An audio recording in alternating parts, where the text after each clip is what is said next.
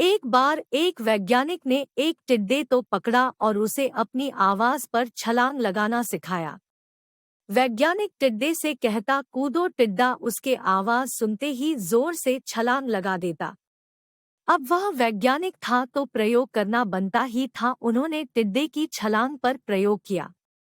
वैज्ञानिक ने उसकी एक टांग तोड़ दी और फिर बोला कूदो। अब टिड्डे की छलांग की दूरी कम हो गई।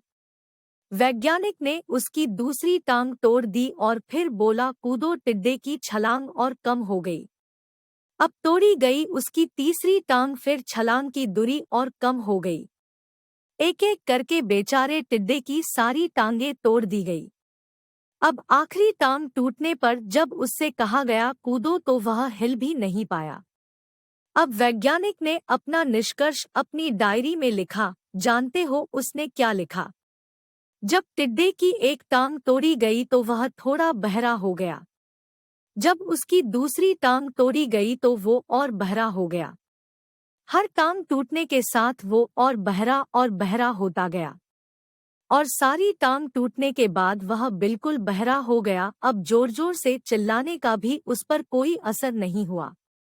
वो तो अपनी जगह से हिला तक नहीं, छलांग लगाना तो दूर की बात थी। इस कहानी को सुनकर सभी को ऐसा ही लग रहा है ना कि क्या मूर्ख वैज्ञानिक था, इतनी सीधी सी बात उसे समझ में नहीं आई।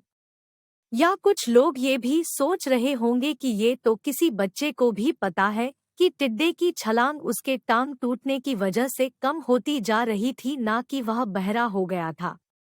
दोस्तों, हम सभी जीवन में कई बार ऐसे ही मूर्ख बन जाते हैं। कई बार जीवन में दो घटनाएं एक साथ ऐसे घटती है कि उनका एक दूसरे से कोई संबंध होता ही नहीं, फिर भी ऐसा लगता है कि गहरा संबंध है।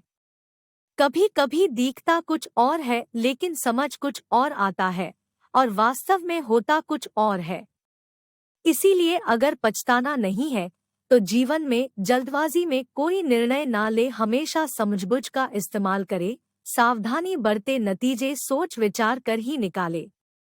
दोस्तों, आपको मोटिवेशन की आग पर ये छोटी छोटी कहानियां और सिक कैसी लग रही है?